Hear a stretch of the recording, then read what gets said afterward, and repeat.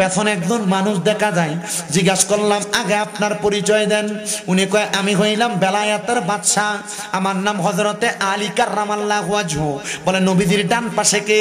বলে হযরতে সিদ্দিকে আকবর রাদিয়াল্লাহু তাআলা আনহু। নবীর বাম পাশে কে? হযরতে ওসমান জিন নূরাইন রাদিয়াল্লাহু তাআলা আনহু। নবীজির পেছনে কে? হযরতে ওমর ইবনে খাত্তাব রাদিয়াল্লাহু তাআলা আনহু। আপনি কেন আমার ডাক দিলেন? এ আবুল খায়ের, আমি ডাক দেই নাই, রহমতের নবী তোমার সঙ্গে কথা বলবে। আবুল খায়ের বলেন, আমি আমার স্বপ্নের মধ্যে জিজ্ঞাসা করলাম, ইয়া রাসূলুল্লাহ, ইয়া হাবিবাল্লাহ, নবী গো, আপনি কেন আমার হুজরা মুবারকের মধ্যে? আমার নবী ডাক দিয়া কয়, আবুল খায়ের, আজকে 5 দিন পর্যন্ত ক্ষুধার্ত, কোনো খাবার খাও নাই। তুমি চাইলে যে কোনো মুসল্লির ঘরে খাবার খাইতে পারতা, চাইলে যে কোনো মানুষের কাছে হাত বাড়াইলে খাবার পাইতা, কিন্তু তুমি হালালের কথা চিন্তা কইরা, হারামের কথা চিন্তা কইরা মানুষের ঘরে কোনো খাবার খাও নাই। বৃষ্টির পানি খাইছ, 5 দিন পর্যন্ত বৃষ্টির পানি দিয়া তোমার কাইটা গেছে, আরো 5 দিন তোমার একবারে ক্ষুধার্ত কাটতেছে। তাহাজ্জুদ পড়েছ, এবার দুরূদ শরীফ পড়তে পড়তে ঘুমিয়ে গেলা।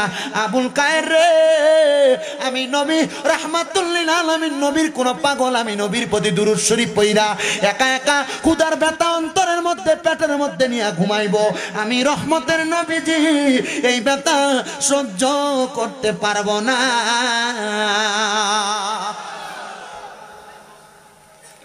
ইয়া রাসূলুল্লাহ, ইয়া হাবিবাল্লাহ, নবী গো, আপনি আমার ঘর মুবারকের মধ্যে, আমার নবীজি বললেন, নেরে আবুল খায়ের, উনি বর্ণনা করতেছেন, আমি আমার আস্তিনের ভিতর থেকে হুজ্জাতুল্লাহিল মুসলিমিন কিতাবের মধ্যে ঘটনাটা উল্লেখ, আস্তিনের মধ্য থেকে রহমতের নবী আমাকে একটা রুটি মুবারক দিলেন নবীজির হাত মুবারক থাইকা। আমি রুটিটা আমার হাতে নিয়ে আমি খাইতে লাগলাম, অর্ধেক রুটি খাইলাম, এমন টাইমে আমার ঘুমটা ভাঙ্গা গেছে। ঘুমটা ভাঙ্গার পরে আমি বুঝতে পারলাম আমি একটা স্বপ্ন দেখছি, কিন্তু আমি আমার ডান হাতের ভিতর তাকিয়ে দেখি আমার নবী আমার হাতের মধ্যে যে রুটিটা দিছিল, অর্ধেক স্বপ্নে খাইছি আর অর্ধেক আমার হাতের মধ্যে। তার মানে বোঝা যায় রহমতের নবীজি ঘুমের ঘরে স্বপ্নে যদি কাউকে দেখা দেয়, এটা স্বপ্ন না রে, আশেকের সাথে আমার নবীর দিদার হয়ে যায়। আল্লাহু আকবার, নারে রিসালাত, নারে গাউসিয়া, নারে বেলায়েত, ইয়া ওলি আল্লাহ, আহলে সুন্নাত ওয়াল জামাত জিন্দাবাদ। জোরে কন্না মারহাবা। আরে রহমতে আলামে নবী নূরে মুজাসসাম, বলো রহমতে নূরে মুজাসসাম, সাহাবীরা আতর বানাই, বলেন সাহাবীরা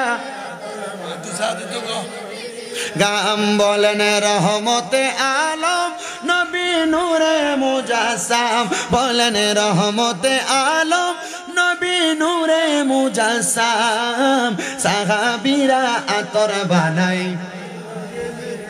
বাবা উসদুনে হান্নানা একটা খেজুরে গাছের নাম, যাকে ধরে খুতবা দিতেন রাসূলে আকরাম, গাছটা নবীর বিরহে কাঁদিতে রহে, হতবাক হইলেন যত সাহাবায়ে কেরাম, বলেন রহমতে আল নবী নূরে মুজাসসাম, বলো রহমতে हम সাহাবীরা আতর বানাই, গাম মুবারক সাহাবীরা আতর বানাই। মুসলমান, এবার আবুল খায়ের রহমতুল্লাহ আলাইহি বলেন, আমার যখন রহমতের নবীর দিদার পাইলাম, আমার নবী আমার রুটিটা দেওয়ার পরে আমি বুঝতে পারলাম রহমতের নবীর দিদারটা সত্য। ফুজিয়া ছিল কি যেন নামাজের, নামাজের জোরে জোরে নামাজের, তার মানে আল্লাহ ওয়ালার সঙ্গী নামাজের মুসল্লা হওয়ার মানে তারা নামাজ পড়তো না, বেনামাজি ছিল। কেমন? হ্যাঁ, নামাজ। আমরা এলাকার কত জিন্দা ওলি আছে যারা বিডিতের লোকের সামনে বসেছে, কথা কয় না কেন? আল্লাহ আমরারে বোঝার তৌফিক দান করুক। এবার উনি কয় আমি বিবাহ করলাম। কি করছে? বিয়া, মাশাআল্লাহ, মজার জিনিস। এই কথা কয় না, আরামের জিনিস না। এই বিবাহের মাধ্যমে আল্লাহ তাআলা জান্নাতের একটু স্বাদ এবং মজা পুরুষদেরকে দান করেন। জান্নাতের কি দান করে? মজা, জান্নাতের আরাম দান করে। মারহাবা কন না, আস্তে আস্তে মারহাবা কয় না, বোঝা যায় না। বুড়াটা বিয়াতা আবিয়াদের চিন্তা করে আমরা কেমনে কইতাম হুজুর, আমরা কি বুঝি? মহাব্বতে কন, কারণ যদিও না বুঝেন আল্লাহ যেন একটা বালা বউয়ের ব্যবস্থা করে দেয়। আমিন কন।